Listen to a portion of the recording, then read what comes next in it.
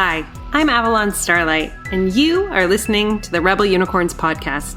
This season, I'm super stoked because we are talking about something very near and dear to my heart, chakras, and how they can completely transform your life and your business.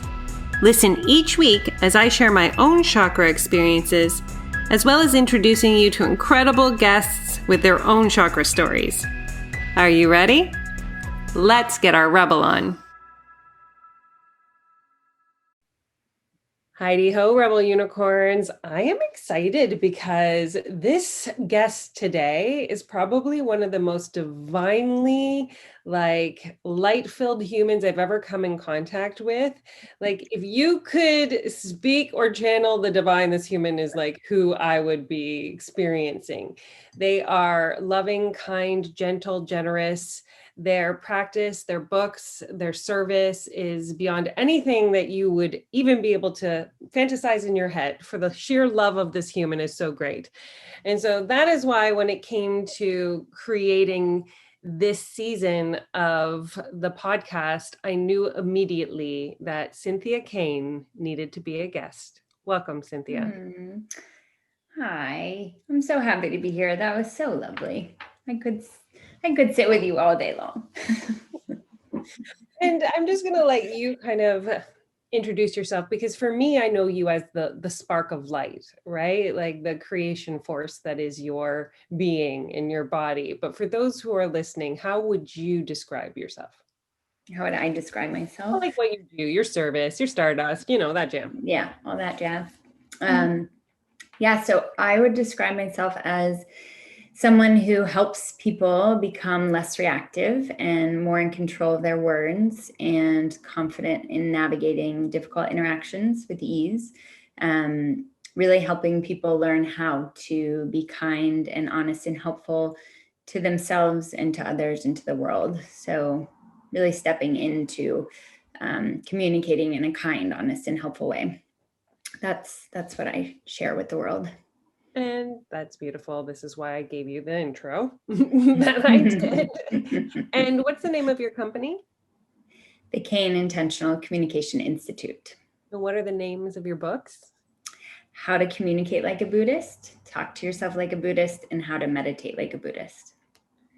And there we've just touched the divine, everybody, right there, just like that, because you are the channel for such an important message into this world.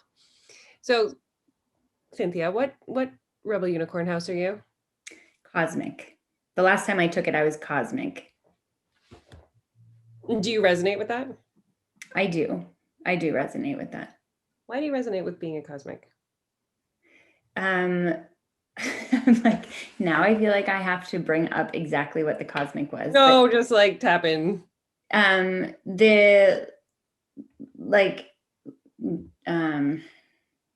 The vision, visionary, right? Isn't that cosmic? Yes, media creators. And creators. And I think I tap into it because to me, there's a sensation around it that is very much connection to something greater. That it is not just me, which took me a while to understand, but that it is bigger than me and greater than me. And that it's something that is more connected to something that is not just my voice and my wants and my needs, but connected to something that can reach more people. It's greater than me, the message. So you're saying spirit or source or God, dependent on whoever you are listening and what word you are interceding there, because all words work really, really well in this. They do. Right? Mm-hmm. You have been one of those people that I've got to witness that are so connected to the people that you actually coach and you train and that you are in service to. You literally, part of our work together has been in almost helping you untangle that relationship of the depth that you are willing to go into with your clients. Yes, that's very true. I get very involved with I call my clients students. And it has been a real journey to find space, right? So that I can serve at a higher level. It's interesting because I'm realizing, even as I was like, I'm going to bring Cynthia in for Sacral Week, because I wanted to talk about the capacity of how impactful Sacral Week was for you in the Chakra Business Academy. Yeah. Right. But I'm just getting another hit here, because in Sacral is also the willingness to give up control. Yeah. Right. To surrender. So I'm seeing a secondary piece kind of weaving its way into the conversation here. Yeah. That's huge. The surrender piece. Right. So let's take it back a little bit to, when we did our initial Chakra Business Academy work together, and what Sacral Week meant to you. Well, Sacral Week was very challenging for me. I remember I had a hard time really understanding how to connect to like my energy in that way, or to my power in that way. Or like, I remember feeling, okay, it's all about not hiding in a lot of ways and being seen. But I didn't really know at the time, I think, that it wasn't so much about others seeing me as much as it was me seeing myself. That was at least how it kind of came to be. But it was a really powerful week because it reconnected me with my body. It reconnected me with joy and like freedom in me. And it also had me thinking just very differently about money, and how money comes into my life. And so it was a really powerful week because it reconnected me to who I knew myself to be, but I had forgotten myself to be in so many ways. And it kind of brought out this like, say the word. I'm just waiting for you to say this one word. Just like, I want to be like, well, the sexy prom queen was like my whole thing, right?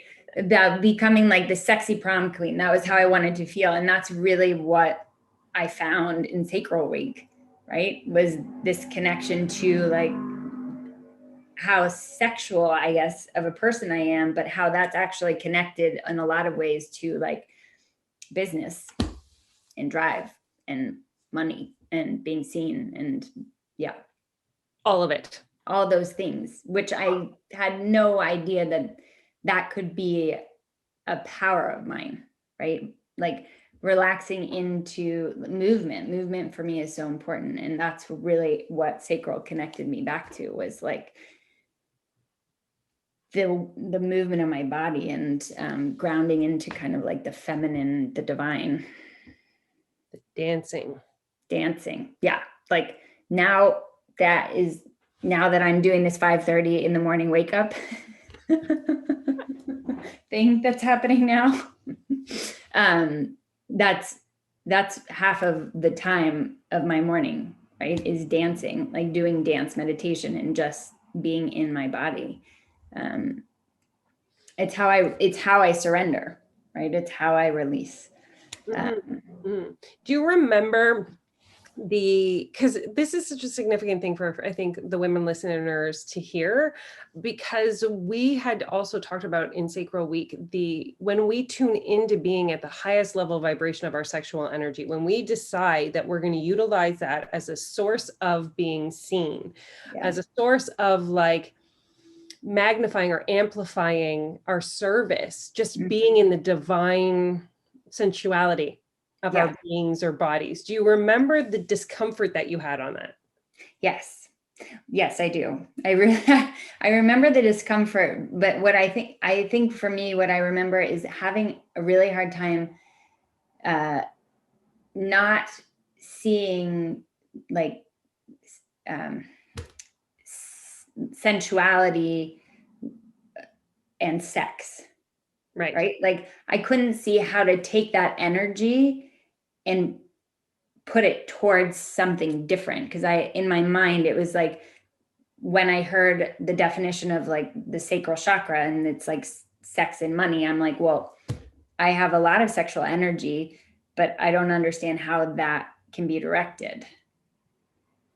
And I'm pulling you into this conversation that we had, that if you turned up your sexual energy, if you became that sensual being that you were, that there was also a sense of safety that had to be worked through, right? That people would be looking or experiencing you in kind of that form or way that was like, I have to dim this light. I have to pull myself back because I don't want that kind of attention from men or other women, or, you know what I mean? People who don't regard me as being my highest self.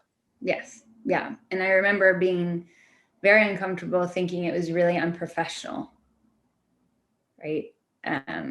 To like tap into myself in that way, or like show my interest in movement or things like that, or just being able to express myself at my highest vibration. Yeah. And it is absolutely, because I think that over the course of youth, even, right, like as women particularly, and this is true for men too, who have been marginalized or made to feel like they're too good looking or too, you know, or even for the bodies of humans that don't look like everybody else, right? That maybe you are voluptuous and sensuous, and maybe you are darker skinned and, you know what I mean, like really powerful in your stance, but there's this connotation that if we fill or fuel that energy up to its highest point, to me that is the most vulnerable place that we can be, is to be as bright and sacral as we possibly can, and then trust. And this was where trust came in. Trust that you, as the creator of that energy, get to define actually how people are gazing upon you through the lens of the fear, or the lens of like, holy, look at that confident person, right, and who they are and what they're doing. Yeah, for sure. So can you share where in your journey that light or that sensuality or that sexuality that is definitively your power source, that's why you're here in Sacral Week, where it kind of started to get shut down or shut off or dimmed, if you remember? Well, I think it turned off when I had Holden, my first little kiddo. I think that after having Holden, I lost a lot of connection to my body. Like I was so in touch with my body during pregnancy. And then afterwards, there was just this really big transition of not being able to connect with my body in the same way, and not seeing myself in the same way as I had seen myself before. Not feeling essential, or just almost like I was caved inward. That was kind of how it felt, right? I didn't feel much. I wasn't feeling a lot. And I was doing so much for everyone else, and I was so depleted. And I knew I had to reconnect somehow to myself. I just didn't know, I didn't know what that looked like. And I remember, when in the Chakra Business Academy, when you were like, well, what like music do you just like to like sing to, or like sing along with in the car? And I'm like, well, I just play classical music in the car, because, you know, in the beginning, that was really soothing for me right after I had Holden. Then also you read all the literature about classical music for little brains. And so I just kept it there, and it had been a year and I hadn't listened to anything besides classical music for a year. And I love classical music. Though that was a question that opened so much up for me, because I hadn't felt passionate. You know, there was no passion. There was no like to do or anything. So I really think it had to do with, you know, having Holden in a lot of ways. I think that's significant because I think that there's a lot of women who do feel that way because we get like personally, I also felt that way when I gave birth, but actually I felt it that way during pregnancy, like this beautiful body, this body, my body. I was like, Mhm. whoa, that's not my Yeah. body. This isn't my body anymore. This is my body belonged to Yeah. another being, Mm-hmm. right? And it's like all of a sudden you rent out your sexual Yeah. energy for, Yeah. you know, up Mm-hmm. 10 months for a lease. And then when the lease is over, the body moves out and you are like, oh, there's like a vacancy again. Yeah. And it's like, what do we do in this Mm-hmm. power center that we created, then we birthed. And it's like, nobody tells us afterwards, how do we fill that space back up with our own creator magic? But even more so because we just fucking did the coolest thing in the land. I know. It's like, it's really wild. I remember saying to someone how it's like birth itself, or at least for me, my experience with it was so empowering.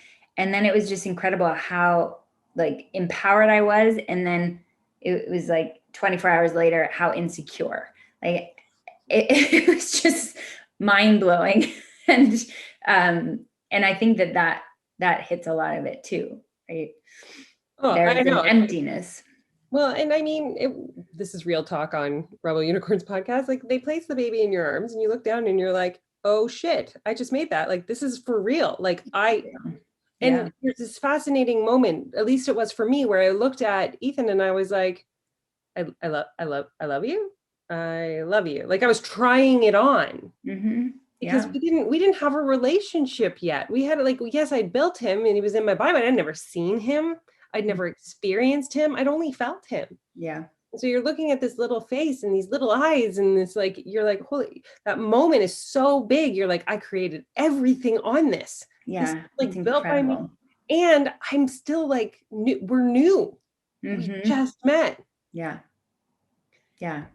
I mean, that's the womb space, you guys. Like this is what we're even talking about is true for business too, for when we're birthing new creations into the world as well. It's the same sensation. It's the same feeling. This is what the power of the sacral Yeah. is all about. Mm-hmm.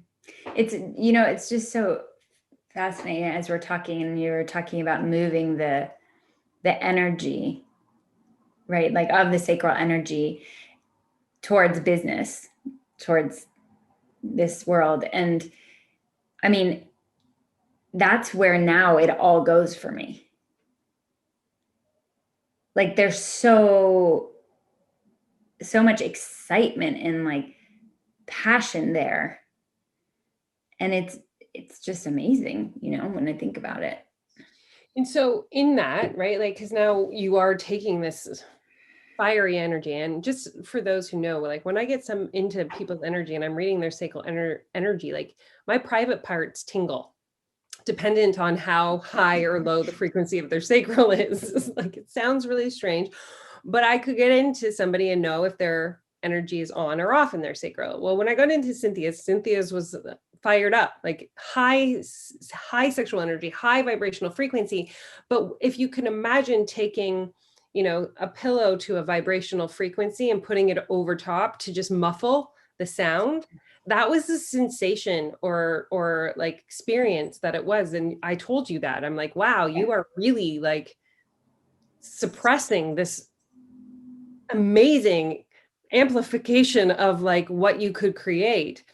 And so now you're in the knowing of this capacity. How do you utilize it in your day-to-day experiences, in your business, in your life, and in how you foster that energy?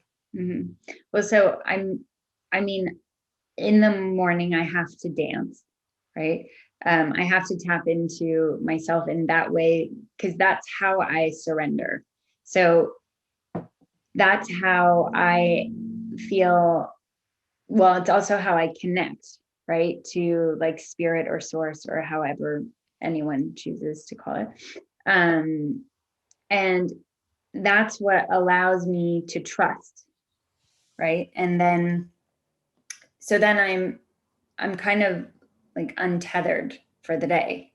And it's more just everything kind of flows really easily, and I can feel excitement. I allow myself now to feel the excitement, and like I can feel it rising right now. Like I can feel that. And it's like, you know, when that happens, I just get really kind of giddy and excited, and I let it out. And then, you know, I'm sharing more. I share more with my students. I have definitely started being more visible in my work and, you know, what I'm putting out in the world. And it comes out, I think, with money, right? And that I'm just really able now to know that I'm not alone in this, and like trust that it's there, that the money is there. But it's like, it's so hard to explain for me, because it's something that is happening within me that rises, and it kind of just like spills over. And it helped it I just show up now more So like would you myself. say that it kind of unleashes some confidence almost, right? Like confidence, like from the inside out, like just truth, almost truth, nectar, Yeah. confidence of being, of Yeah. body, of message, of soul, of creation, like this like level of Yeah. It's like, yes. yes, exactly. Like, yes. And it connects me. So like in Buddhism, there's Buddha nature. And I feel like that's what it does. Like, that's how I can connect into that space within me that like really is like vibrating and powerful and just goodness. So when did you get into Buddhism? What's the story I in got into Buddhism in 2011, 2012. I wasn't like, I didn't know really anything about it. I wasn't into it before then. Really kind of happened upon it when my first love passed away. And I was really trying to figure out how to feel better in this world. And I was trying all of these things, you know, and a friend of mine had just sent me an email saying that there was a workshop at the Shambhala Institute when I lived in New York. It was a writing and meditation workshop. And I was trying everything, and I thought that was great, because writing is something I've always done. And meditation, what they were saying that it could help me do, sounded lovely, to change my relationship to my thoughts. And that's all I wanted to do at that point. And that was really what changed my world that weekend, because I learned how to meditate, and I learned to really just be able to be with myself as I was, with all the like the heartache and the sadness and the also excitement and joy. It was like a very weird mix of everything during that time. And I was really able to just be with myself in all those parts of myself. And I'd never done that before. I never allowed myself to really be alone without judgment with myself. And so that's how I was introduced to Buddhism. And that's when I was introduced to the elements of right speech. And then that became really my guideline for living, because in the time where I was kind of searching for things, what I noticed was communication for me was the most important, because if I wanted to change the way I was in the world with people, then I was going to have to change how I interacted. And that meant communicating. And then it meant communicating with myself. And so that's how it all kind of began. I started with the elements of right speech in Buddhism, which are tell the truth, don't exaggerate, use helpful language, and don't gossip. And trying to figure out, this is all lovely in theory, but like, how do you actually implement it? How do you actually speak in a kind, honest, and helpful way? And so that became like a lifestyle experiment, really. The next day I tried to figure it out for myself. And that's how this is all kind of grown from there. There was the seed planted. Well, and it's interesting because last week on Heart Chakra Week, no, that wouldn't have been last week. Coming up on Heart Chakra Week, JJ and I talk about grief, right? 'Cause I recorded it, and this practice of we don't know how to grieve Yeah. in the West, in the Western culture, right? It's like, oh, you're fine, get back to work, do these things. And it feels when you're telling this story that there was an opportunity in that weekend to actually feel the emotions of the grief of your friend passing. Yeah. So I Yeah. think it's significant. Were you religious before you went to that weekend? So I'm Jewish, right? I grew up Jewish. I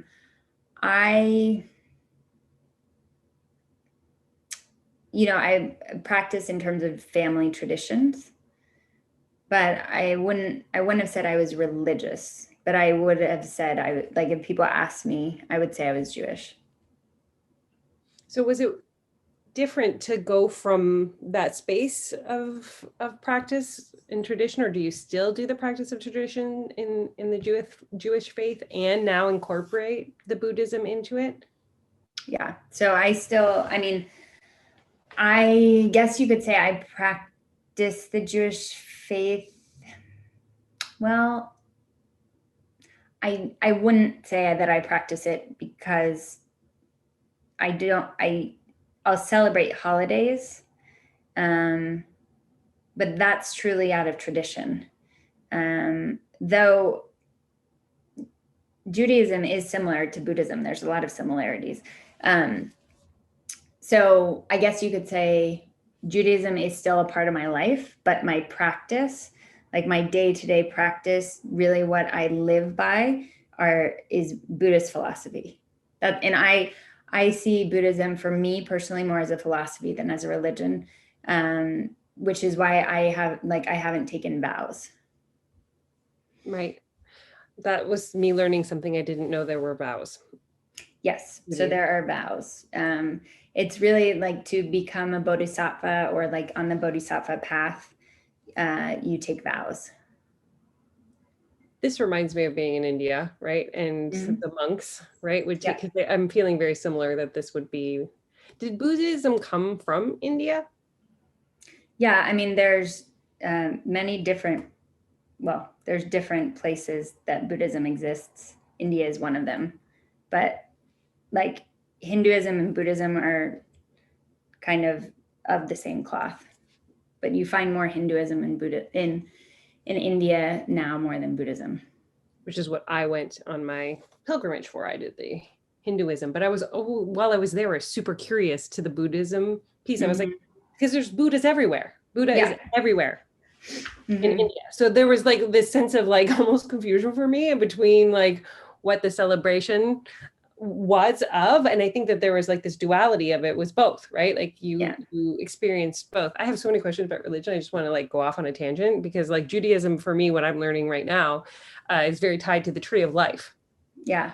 Mm-hmm. And all of those principles. I'm watching a lot of mystery teachings on Gaia. Mm-hmm. Spiritual Netflix, and I'm learning so much about Hermeticism and the tree of life and Yeah. all of these. And so like I didn't know that that was the foundation of Judaism, which I thought was so impactful and powerful, because Yeah. this is like the fun part about being in the expression of learning and growing and expanding, and like we're never lacking for more knowledge or more lessons and teachings. Mm-hmm. So I'm going to bring this back because I think that there's one last piece that I definitely want to talk about, which we had touched on in the beginning of the episode, which was this untangling and releasing of control. Because we talk about, in the sacral, this connection to the divine feminine, right? Like to the womb space, to the creator, to this fire, this essence. Mm-hmm. Like from the day I met you, I was like, this is the most usable energy in your entire body and you are stifling it. What is going on?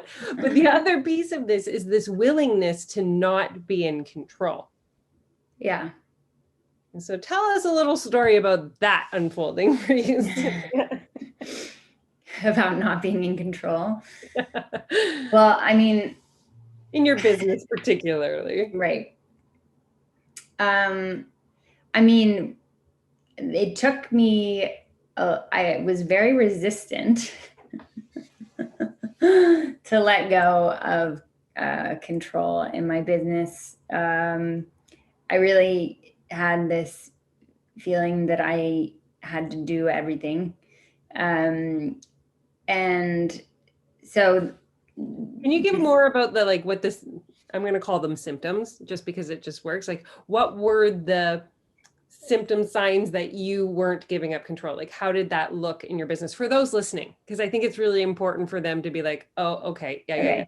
Check. That I wasn't giving up control looked like, I mean, generally doing everything, but really like leading all my group calls, answering all the emails that would come in, scheduling all the one-to-one calls that I was doing, scheduling, like doing all, like scheduling podcasts or creating content or creating graphics or updating my website or believing that there had to be more Cynthia in order for people to get the result. Like like yes, more than like all of the Cynthia, like lots of me. All of you to the experience of the student, or else they would not be able to get to the same result as if you were not like involved in everything, like all the time. Because when we first started working together, I was doing 14 one-to-ones with my students in my program. And I was like, it's impossible. There's no way that I can let go of 14 one-to-ones with my students. It's like, how are they going to get the result if I'm not with them like every moment? And then I, well, after you said, okay, let's just cut some down, right? Like, let's just see if you can cut a little bit down. And I was like, I really don't think so, but I'll try. And I went down to 7. And then I saw that it was possible and that it was helping my students, right? Do you remember what the conversation was as to why being with them every step of the way was unhelpful? Yes, because I was creating codependency. Yes. That conversation is very clear to me, because when you said that, I mean, when you say a lot of things, light bulbs just go off for me, but that was one of them, because it was like, I want my student to feel empowered. I want my student to feel like they can do this on their own, that they don't need me, and that it's not about me. Yeah. And then, and now it's down to 4, and that's perfect. And the result is the same, if not more so. Right. The result is the same, if not more so. And then, right, this also leads into being able now to let others lead the group calls, right? Like when I had Raya, I was able to let one of the instructors lead the group calls. So Raya's how old now? Raya is 1 year and 2 months. So yeah, and now, I mean, now I'm preparing to let go a lot, like let go even more. And, I think of you all the time when these things come up, because it came up the other day where the opportunity to let one of my instructors take a full one-to-one came up. And I thought to myself, no, it's not happening. I'm not ready. I'm not ready to like give that over. And then I said, I have to, because if I were to go to you and I were to say, this is what's happening, you would remind me that this is the way, like, this is the way forward, to do less. And it's the way for the instructor to be able to step into her capacity to hold space in these, because you have taught these, it's like having this, we're talking about sacral and giving birth. You have like created these, incredible teachers and instructors. And it's the same thing of like giving birth and then trusting that you have taught them everything that they could ever need in order to be sufficient, and then giving them that trust. Yeah. So there's still, I mean, I can tell there's still fear there. There's still like nerves there about it. though I'm really proud of myself because I'm doing it, you Yes. know, like I'm not holding as tight as I was.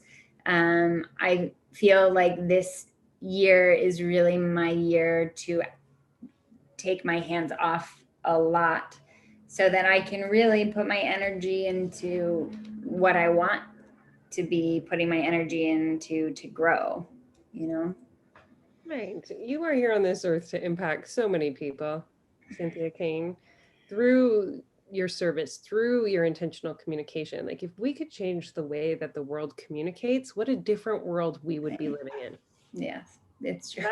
That requires, you know what I mean, you to be able to go into the bigger realms now and bring the message even further. Because if you're in the mud, you can't see Yeah. the stars, you know what I mean? You can't see the sun. You have to share it. You have to share it more sharing. More sharing. Yeah, exactly. More sharing. That's happening. And with more sharing requires less control. I think that that's like the moment where we're like, mic drop. That was the sacral moment of the episode right there. It's very powerful. So, question for you is, you know, what does being a rebel unicorn mean to you? Being a rebel unicorn means knowing I'm magical and that the way I see things is different than the way others see things. And that is a gift. And it is being able to trust that and continuing to believe in it, you know, no matter what others may say or think. And it, you know, I think of, so unicorn for me is really special because that was my mascot growing up in my high school. Well, actually, I went to the same school since I was in preschool. So from preschool to senior year of high school, our mascot was a unicorn. And then I think of that movie, The Last Unicorn. Oh, shivers, yeah. Yeah. And so unicorns are just, they're very powerful. And I believe in them. Me too. I believe in them too. I really do. So, you know, we used to we would call ourselves unis. That was our go unis, you know, it's true. That's so true. And I actually, this is the way that I'm, this podcast is now going, is like, I believe that they exist in a different frequency than what we are tuned to. And that if we can attune to the frequency of, you know, whatever being or whatever realm is available, then we have access to these things. It's why, you know, the stories and the folklore and the magic hasn't gone anywhere, is because those who learn to silence their mind or to get to a place of stillness and begin to practice the art of energy and the art of shifting different vibrational frequencies now have access to sensing, feeling, knowing that these things do actually exist in matter, in form, in a different frequency. So it's kind of, yeah, I could see that being true. Full spiritual. It's like, you know, even mediumship, psychic abilities, these are just frequencies, or just wavelengths that we pick up on. And so right now I'm envisioning dancing unicorns like hanging out around us right now, like having a unicorn party. They're like, look, these two, where they're so close to seeing us. Look, can you see us? We're right here. They're just like drinking some water. That's right. That's right. So if there is one thing that you want people to, if you could drop a communication bomb on them like this, like one thing that everyone that's listening today could do to just become more attuned or aware of their communication, is there like a starting one piece, one part to like notice? I would say start paying attention to how you're talking to yourself and to others that is causing more suffering, right? That suffering in this can mean discomfort, anxiety, fear, stress, shame, guilt, right? Anything that's creating more suffering, just start paying attention to the language that you're using and see if you can begin to notice it, and then bring more of a helpfulness to it, right? See if you can kind of move it more towards being helpful, and asking yourself, right? What if I could be more helpful to myself in this moment, or what if I could be more helpful to someone else, and see if that can shift the language at all. Thank you. You're welcome. And if people are like, I want to learn more about being more helpful, and, all of these communications, because I know it will impact my business and my relationships and, my service, where would they go to find you? They can go to cynthiakane.com. And that has everything? That has everything, yes. And if they want to go and kind of look more about training and working together, they can go to intentionalcommunicationtrainingapply.com and learn more about that. Amazing. You're amazing. You're amazing, and I love you. And I'm so glad you came on and I could share your love and light. Thanks for reminding me of, where I came from with you. In those beginnings. Yeah. I mean, Cynthia and I have been working together for a couple of years now, and I still, like, for me, it's even like going back to sitting at my kitchen table in 4 houses ago. Yeah. That's how much has changed. And you hadn't even had Raya yet. No, right? I wasn't even pregnant. I know, you weren't even like thinking about Raya yet. I just had Holden, basically. I know. Yeah. It's just so magical. I love being on this journey with you, and witnessing you're just, like I said, you are just such a pure light, Cynthia. And such an honor to witness its expression and its breath into the world. Well, I appreciate you for bringing it out. Thank you. And those who are listening, who can just feel the truth of that, reach out to Cynthia, get yourself into any of her programs, and even into her groups, anything, just to be in the receiving end of that vibrational frequency. And I cannot wait. This was Sacral. Next week is solar plexus. We are just making our way through the magic that is your internal body and energy system that creates so much shifting and changing in your life and in your business. So tune in next week and we will delve deeper. Wow, that episode was mind-blowing. I hope you had as many ahas listening to it as I had recording it. I would love to see the Rebel Unicorns podcast spread far and wide across the globe, across the universe. So if you want to share it on your social media with something that you found impactful, leave a review, send it to a friend. It would be so deeply appreciated. Also, a little side note, I did recently change my name. I downloaded 1.5 years ago that my name was Avalon Starlight. It was previously my birth name was Tamara Arnold.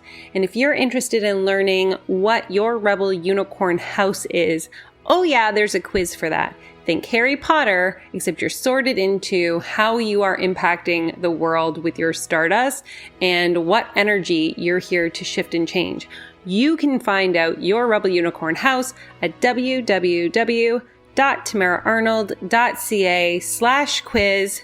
Let me know, tag me in social media, send the quiz out, and join the Rebel Unicorns Facebook group to be in a community of like-minded spiritual entrepreneurs who understand that when you shift your energy, you transform your business.